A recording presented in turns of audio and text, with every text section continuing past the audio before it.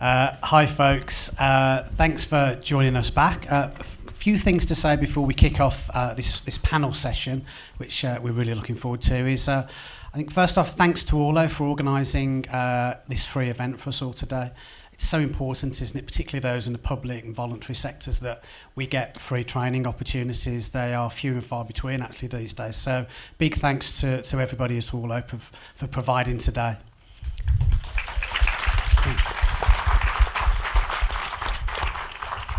And for the chocolate chip ice cream, which was very good. If you didn't get any, you should try it. So a few things to say before we kick off. Firstly, as a bit of peace of mind, don't worry, we're not going to sing and dance, are we? Well, Patrick might. I'm definitely not. And secondly, we've got lots of questions for our expert panel here, but we really want some of your questions as well. So as we go through the session, please do think of your own questions, and we shall throw those out to the audience. So should we do some very quick intros, just who you are and what you do, and we'll start right at the end if we can. This is always my scary moment, because working in tech, it's a bit like Chandler Bing. It's like, I don't really know what I do. I can't explain it to my mum, my kids. But I work for Granicus, and I head up the Granicus Experience Group in the UK. So we help government transform the way they connect with their citizens digitally. I think that's the easiest way of explaining it. My name is Reid Norat. I'm here as a part of Manchester City Council, one of the communications officers there. So I deal across all sorts of digital marketing, really, and also some print, but predominantly I'm on the social media team. Hi, I'm Andy Turton. I'm from West Midlands Combined Authority. I'm Senior Digital Communications Officer, and yeah, everything digital, including websites, social, that's under myself and our team. So I'm Patrick Robbins, work for a digital public contact programme. It's a national police programme helping police forces transform their digital services, how they connect with their communities. Conor O'Keefe, the Marketing and Campaigns Manager at Longhurst Group, so work in the housing sector, marketing everything from our new builds, affordable homes, to our employer branding and things like that. Brilliant, thanks all for that. I'm Darren Caveney, I'm the creator and owner of something called Comms 2.0. Check it out. It's a half-decent website if you're into comms. So I've got lots of questions. As I've actually got 12. I won't ask all of those, don't worry. We really want your questions. But just to help kick things off, I suppose first, in no particular order, what we hear a lot about at work, and particularly from our bosses above us, is we need a strategy, we need a plan. Particularly for digital, I think we do. Quite interested in the panel, and we've got a very varied panel. Who's responsible for creating your digital strategy? How does it come about? And how often do you refresh it? And in no particular order. Conor, would you like to go first? I would say we don't necessarily have an effective digital strategy at the moment. It is in the purview. People want to do it, and it is a cross-team thing that people are looking at. So between the likes of us in communications, our customer service team, our change and improvement and IT team, so it's all within their scope of view. I think in terms of social and that strategy, that typically for us sits within our comms team, obviously working with other stakeholders, but really sits within us to do the deliverables there, I guess. But yeah, I would say we don't have an effective digital strategy yet, but it is something we're working towards. Brilliant, thanks Conor. And you're amongst friends, nothing leaves this room, by the way, we should say. Patrick? I'm so glad you said that. Does that change your answer? Yeah, you'll get a better answer now. So, yeah, certainly in policing, we've got a clear contact strategy, but the engagement is perhaps less clearly defined. And the fact is that all of you around here know that the two are inextricably linked. So I think let's just fair to say there's a lot of work that needs doing in that area, I think. I don't know if that's a good enough answer, but that's a great answer. Work in progress. Yeah, we're all a work in progress, aren't we? Thank you. Now, Andrew, I've actually had a look at yours, so I'll see if you're honest or not. No pressure. No. Darren really was instrumental in us over 12 months ago now, sort of coming over to us and sort of doing a real great job of auditing our channels and how they looked and where we could make improvements. It was fantastic. So that was a really great starting point for us. But our communications team own both our digital website strategy and our social media strategy. It was kind of, because we saw them intrinsically linked, obviously we're trying to drive leads through to different funding opportunities and also various webinars and other support services that we offer. So social media and our website are kind of, important that they both align really well.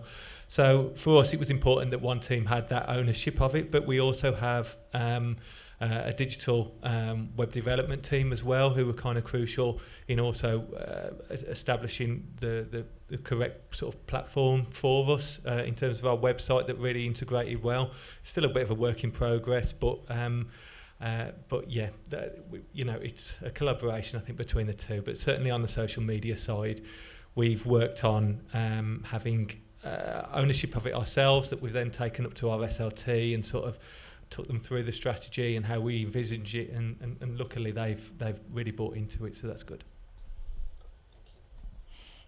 I mean, in terms of us at Manchester Council, it's kind of similar to what Andrew was saying.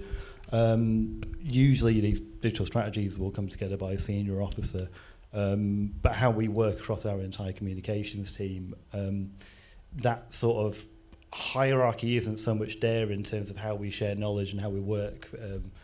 Basically, we feed off each other's knowledge and everyone contributes toward the strategy anyway. So we'll have one document put together by a senior officer and we all discuss and we all share ideas. And that's been working for us for so long because it gives everyone a bit more autonomy, and then therefore there's more experience and knowledge that we can really contribute towards it. So yeah, it allows us to have a really tailored approach towards stuff, I think, yeah. I get paid to work with our customers to help them with their digital strategy, so I'm going to say it's really important, naturally. But one of the things that we talk about a lot at the Granicus Experience Group is the importance of strategy plus technology. And technology on its own is never enough to achieve what you're trying to use the technology for. So that strategy piece is crucial, and it is what creates the X factor in terms of the two together. So that's how we tend to look at it. Customers using our technology on its own, they're able to do that. It's built that way, but actually the secret sauce is the strategy. Thank you, really useful and interesting. I suppose following on from that, as part of the strategy then you'll break it down and look into individual kind of platforms and channels. I'm quite interested to know, and Farid, you touched upon this in your session this morning, which was very good, by the way, if you missed it. Check out the slides that will follow. Where do you have a different approach for each individual social media platform? So, for example, do you treat Twitter differently to TikTok and so forth? How do you approach that? 100%. We deal with each channel individually. So, I mean, in terms of how we set it up across our team, each of our team members takes ownership of each channel, and then they become, the resident expert in that field. Mine is Twitter or X or whatever it is this week. My colleague Misha, who presented with me, hers is Instagram. Because the way you approach these channels, content is different for each one, because the interface is completely different, the algorithms are completely different. So how we approach it, we've got our set priorities of more corporate core messaging, so anything to do with like registering to vote and things like that. Stuff like that we would kind of reserve for more traditional channels like Facebook and Twitter. But we also have our engagement stuff as well, which is like looking into local stories or, taking pride in the city and things like that. And that stuff we would reserve for Instagram and TikTok. So yeah, it's taking ownership of the channels, but then being bespoke with each channel about the type of content you're putting on there. Yeah, it's really, really useful. Thank you. Andrew? Yeah, for us, we have channel managers, so each channel has their own set person, someone who leads on the content for that. We all have to get involved in producing content across the board. Just resourcing wise, you can't have it any other way. But for us, it just allows us to have that individual who is on top of it, on top of the current trends, on top of just best practice for that channel. So can almost just act as that arbiter to sort of say, you could just tweak this a little bit just to make it work a little bit better for that particular channel. And we found it works really well for us. It's in its infancy. We've only been doing it literally last 3, 4, 5 months, but it's really helped us, and that allows us then to sort of hopefully gain the engagement that we want. But we're definitely looking towards not cross-publishing across all the channels, which, like you say, it's important that you tailor it for each network. And we've also looked at our audience per channel as well, so we're very much focused on more lifestyle, positive, community champion content on Instagram, very much community engagement, looking for two-way conversations on Facebook, and then we do a lot of work with our stakeholders, the key partner organisations on LinkedIn, just to give that differentiation. Great, thank you. Connor?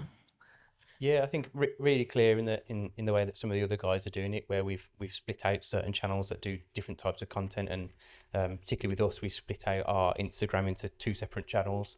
So one is very kind of general needs and updates, and the other's more focused on home and lifestyle and that sort of thing. I think one of the big key things is to for anybody working in social media is you've got to kind of live in your social media channels a little bit. So you often see the biggest mistakes people make is where they just don't live in them enough. And I don't know how you can go and publish content for a brand if you've never really kind of set foot in there. So you have to spend a bit of time in there and just kind of absorb what there's loads of little nuances in there in terms of what is the difference between, TikTok and Threads, let's just throw that out there. There's might be little nuances. It's a similar channel, but so live in there a bit and just you've got to kind of just spot those and then adjust accordingly. So. Yeah, I think that's really good advice. And those algorithms, those pesky algorithms, they always change, don't they? So just when you think you've cracked it, it changes. So yeah, it's really, really good advice. Patrick?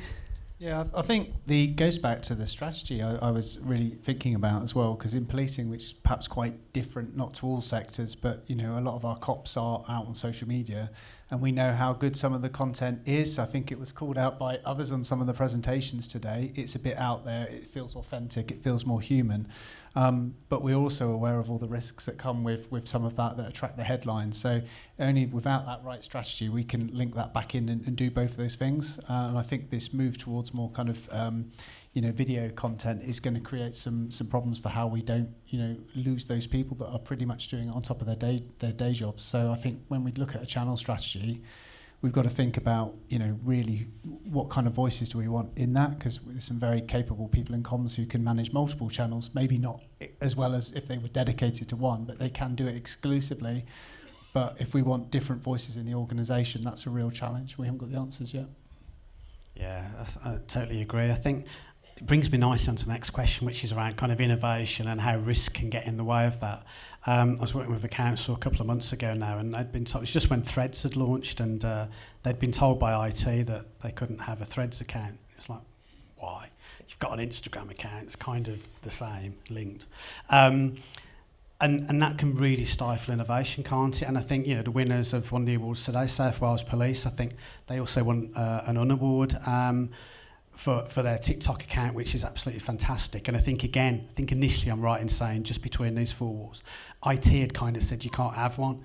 And I think then when they asked somebody really, really senior if they could have one, and they said yes. So they just did it, and now it's so successful, who would get in the way of that? But it really can stifle, can't it? Is this something that you face kind of in your role, Patrick, that kind of appetite to risk and how it can get in the way of innovation? Yeah, I mean, I don't want to get too much into individual forces, but there's some leadership there and some bravery, and maybe some of that 70% that we heard earlier going on there that allows that to happen. But I think with policing, it's not that we're necessarily risk averse. I think there are some unique challenges to the sector. I think the firstly is that there are critics out there who are already going, what are you doing on social media? Why are you doing it? And some of those critics have a lot of influence. I think I'll probably just leave it there. So I think we have to be, firstly, we've got to be very, very careful. But also it's about what works with our brand and what the public expects. I really like Ryanair. I follow it. I follow the account. I find it quite funny in my downtime. That absolutely isn't going to work in policing. It's not because we're not brave. It's not because we're risk averse. Because that doesn't sort of chime with our brand values. a lot of what we want to do today, and you know, I'm grateful to all the speakers that have been here, much more knowledgeable than me on this, is that how can we be humans and connect to people? And I think that really is the challenge, which almost transcends the channels and all the rest of it. So I think we can take risks, and you know, we've seen it today, and you know, we've just delivered a survey which had 63,000 people. It was only through innovation and a bit of cheekiness to really sort of ask something of our audience back. You know, they filled in 30 questions in a survey in 2023, which is like kind of bucking a trend in many ways. That's through the innovation of the content creators in the police forces. So I think, we're not afraid of risk, but I think we perhaps need to get maybe not 70, maybe we're looking at 85, 90. Yeah, no, it's a great answer, thank you. Any of the other panel members got thoughts on risk and innovation and how it works for you in your organisations? Well, I was going to say that I did this in my talk, but Forbes describes innovation as doing something different that creates value. And I think when you look at innovation in that sense versus the risk, if you're creating value, then there's very little risk involved in it potentially. Of course there is, and depending on what sector you're in, there's quite a lot of risk sometimes. But actually, if you just try and take it in terms of you are just adding value to the customer experience, whatever that experience looks like, then the risk is always going to be more minimal than what the innovation is worth. So I think it's always worth taking the chance. And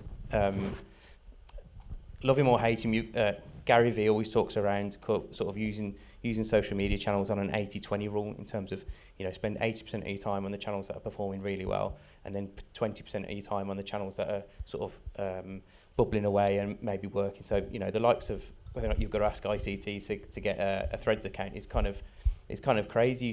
That should be part of you. 20%, you just have a little play in it. It doesn't matter to anybody if it works or it doesn't. And that's kind of your risk and your innovation built into that kind of thought process, I think.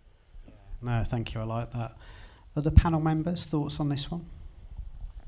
I think, you know, working for a local authority, you just need to go where the conversations are and where the people are, and that does take a bit of a risk. Threads is a bit of a risk at the minute. It's not doing particularly well, but that might change.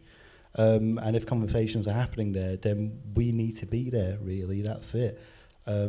I know these platforms are difficult to work with sometimes, and there's a lot of technicalities to it. Like, we were quite like tiptoeing around TikTok for a little bit at the start, but that's where people are, and we need to be there for them. And also, that's us following our duties as civil servants.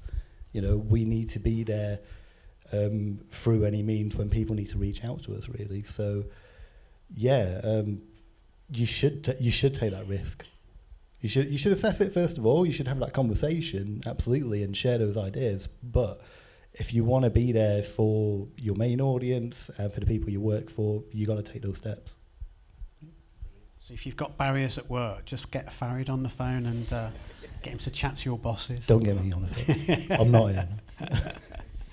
Brilliant, thank you. Yeah.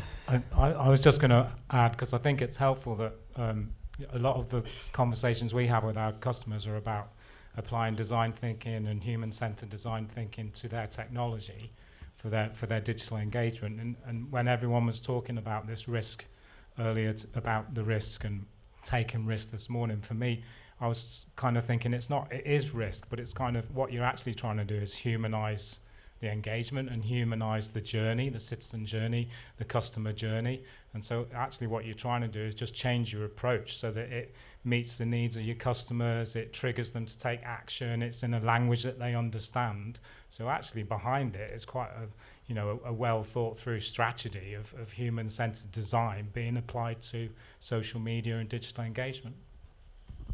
Great, thanks, Jonathan. I think why we've got you, next question specifically for you, I think, is around, obviously we've talked a lot about social media, but there are other digital channels as well. How, in your role with kind of Granicus, does social work in terms of things like email and supporting customer contact centres, etc.? How did the other channels kind of dovetail in with social? I haven't prepared this one. It really supports that that shift to where you want to take the conversations in-house a bit more, where people need a bit more one-to-one support, So it's really helps with that demand management, so getting people onto a CRM instead of necessarily having to deal with them out there in the public domain. Also in terms of where you might have to want more deeper conversations, more deliberative engagement. Maybe you want people to take part in ongoing research, consultation, engagement, citizens' juries, all of those citizens' assemblies. And then on things like our Engagement HQ platform, you can actually put them behind a garden wall almost, where it's like, hey, this is a safe, moderated space to have more in-depth conversations that don't really work that well on social media, because it's a bit out there, isn't it? And you can there's potential for maybe people not to speak up or feel a bit like they might be being in danger of being harassed a little bit. So having those alternative places where you can take people for different conversations works really well. And I think with the email, it's kind of it's that importance of cultivating what you might call is an owned audience versus something which is a bit more rented off social media. So having that sort of your own subscribers. And that could also be via sort of text messaging and messaging channels as well. I think that the two strategies of building your fan base, your followers on social media is fantastic, but that also supports the subscription to the people that you don't own them, but you they've opted in for that ongoing, almost one-to-one conversation via email, that's another part of your strategy. It's another part of your channel skills, and email's getting more and more sophisticated. It does more things these days, and I think it's a really it becomes an important part of that. So yeah, brilliant. Thanks, Jonathan. Shall we take some questions from the audience, because you're all sat there really glued to the answers, hopefully. We've got the flying box speaker thing that will come hurtling at you, but it is really soft. I have looked at it. Questions from the audience, please. Yeah. Yes, sorry. I always think a good social strategy is, as Phil was saying, that kind of employee advocacy, brand advocacy. But I'm really interested in policing, where you have, I don't know how many police officers there are, thousands? Hundreds of thousands? No idea. How do you sort of manage that risk in a way? Because, I know my local police officer has a Twitter account and is very active and has a really big following, but it takes one tweet to turn that around, to be, get involved in something controversial. How do you manage that? Do you have a really solid policy for police officers? Do you provide training? How does that work? So obviously I was thinking, don't ask the police on that one. So brand advocacy is a massively underutilised opportunity in policing, because it's probably put in the too hard box, or probably because it doesn't make it up. We're in a very reactive space, and it's probably not there. The best brand advocates haven't been told how to do it. They haven't been given a strategy. They just get it and they do it really well. And some of you probably follow some of them. So what we're doing is probably taking a risk lens and looking at the ones that really shouldn't be there, and that probably sits away from the comms and the engagement team, and probably into, we see it as not a technology problem, it's a behaviour problem, and I don't want to move the conversation today into that space. That's a whole entire day in policing about how we build trust and confidence back for our behaviours. But yeah, so I would say that actually we're taking a risk-based approach and trying to eliminate a lot of what we don't like. And then the new people starting with that, we've got the structures in place, we've got the strategy in place now to give them the training and the support and the endorsement if they want to go forward. And then there's a load over there, which we're kind of, they're not causing us enough of a problem, and they're not being supported either, and we're just leaving them there, if I'm being really honest. Is it something, though, that you kind of encourage, if that makes sense, or are you... do you encourage police officers to create their own accounts, or is it like a... Yeah, this would be definitely down to a local police force level and depend on their strategy. We certainly don't want to stop people that have got a story to tell. The problem that they have as well is you almost need to warn them. You need to give them a kind of crash course in media management before they even start. Because if they do anything well, they still get criticised. Well, why aren't you out policing? well, I'm engaging with my community, and actually I do this when I get home, you know. So I think that we need to create some structures at it. But at the moment, as I say, I would say that we approach it from a risk management point of view rather than an opportunity, I'd say, at the moment. I don't know if that covers it. Thanks, good question. Thanks, Patrick. Yeah, I think we've got a hand right in the middle. Ready? God, that's frightening. Right.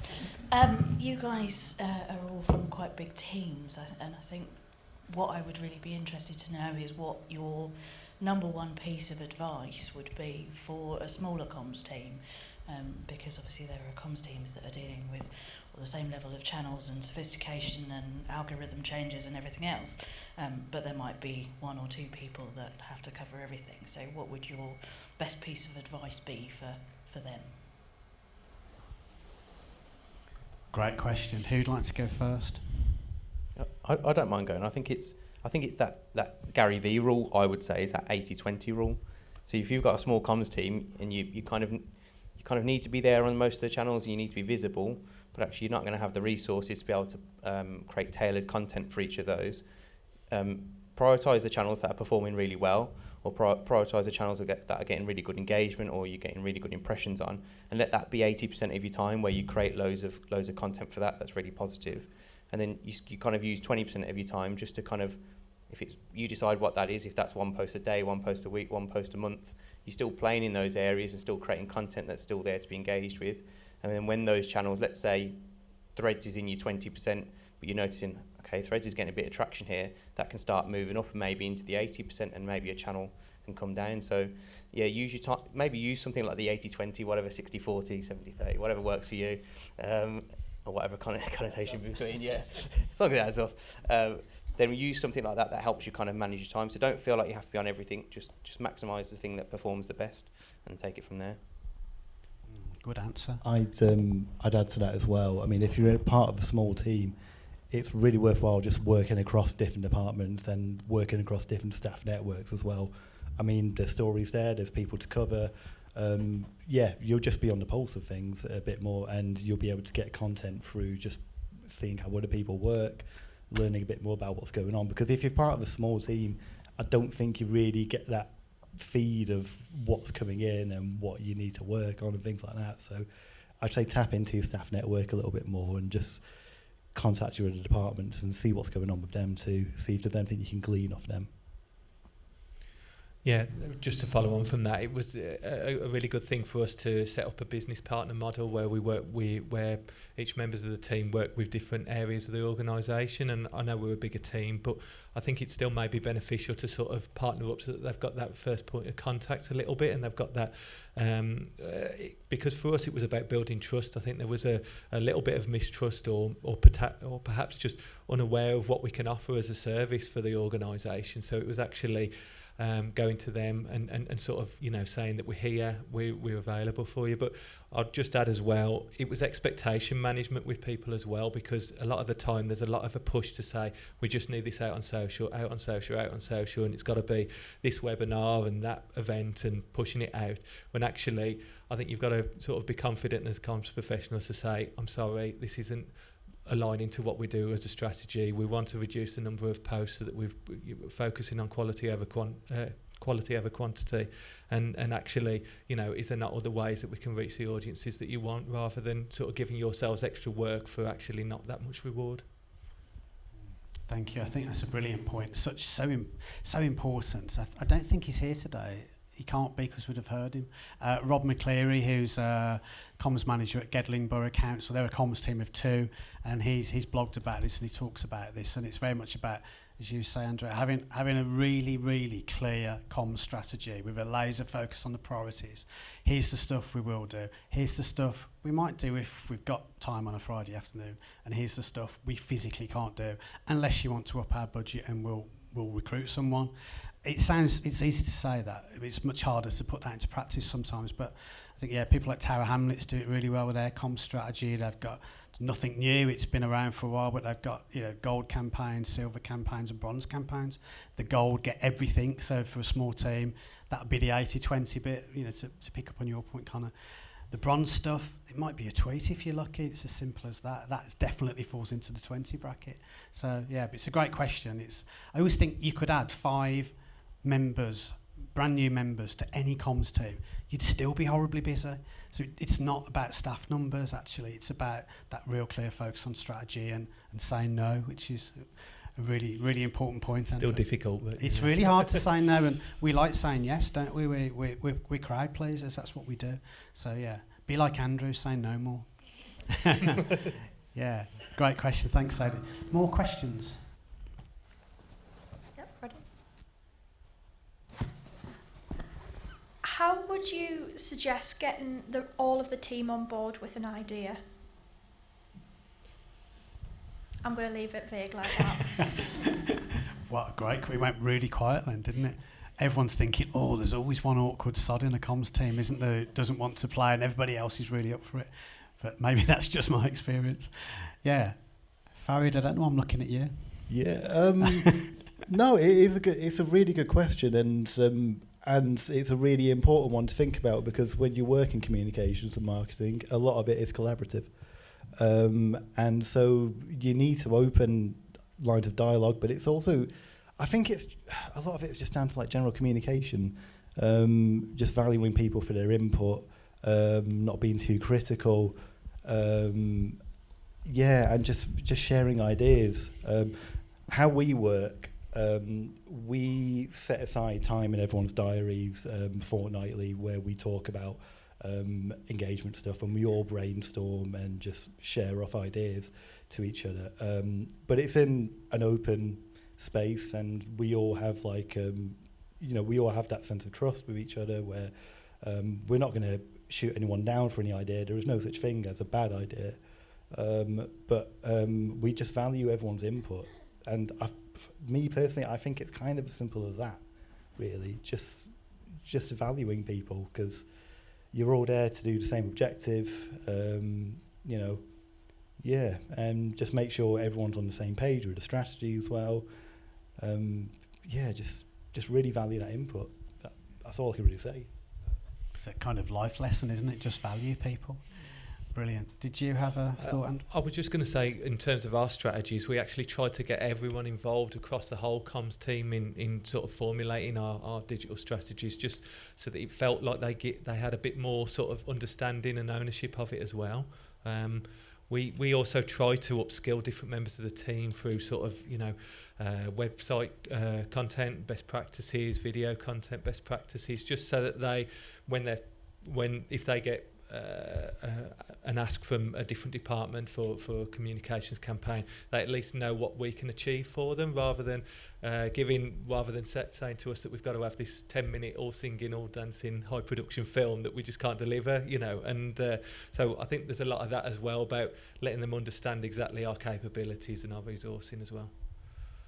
Great, thanks, Andrew. We've got about 3 or 4 minutes left, so we've got chance for definitely one more question, possibly 2, if we answer really, really quickly, and there's about 5 hands, so sorry if we don't get to all of you. But talk to the panel afterwards as well. Thank you. It's Nick, Leeds Council here.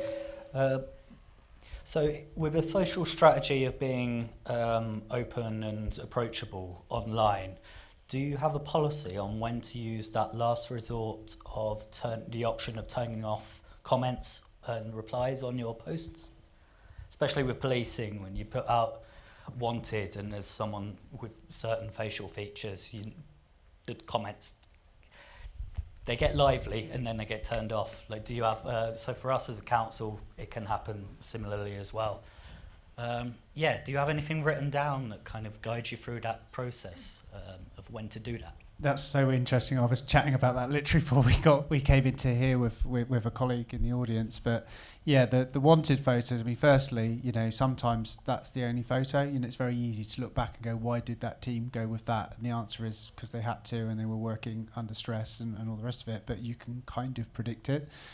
And what we're trying to do, that a post like that has an operational purpose, because you're putting someone out there, digital footprint, all that sort of stuff. It's not a decision we take lightly. So yeah, you could, to some degree, I think you should be able to anticipate how people react. You know, we had the bingo thing up from Innocent earlier, didn't we? We do the same in ours. You know when someone's going to say that, yeah, they're going to say that. But we did actually work. So there's a strategic position in police forces, how they want to approach moderation. But I'm very, very lucky because we've got a number of police forces and we all work together as practitioners, and we actually created a playbook exactly around what you've just said. Starting with a strategy, which is we are not going to suppress conversations. We're not in the business of censorship. And therefore, you know, when we do disable comments or we hide a post or whatever, it needs to be entirely transparent. It needs to be on our website. It needs to be everywhere people would expect to find it, to say when we will and won't do that, and why we won't tolerate hate and all that other stuff. And there are very extreme examples, and I'm thinking of the lady who just talked about having a small team where something just blows up and they simply just cannot manage it. And again, I think as long as you can explain that, I mean, again, in policing, we're very good at recording decisions, and we say, record your decision when you do that. So if you turn it off simply because you're too busy, but there is a real impact to that, then just record it. And it might be that no one says anything, but you might get a letter in, you could get a counsellor or a police and crime commissioner saying, I've had 500 letters about this. It's unlikely, but you've got your decision making, which again, it depends what culture you work in, but in policing, that's a very policey kind of culture of recording your decisions all the way along. And that, I think it's just, then it's open and transparent.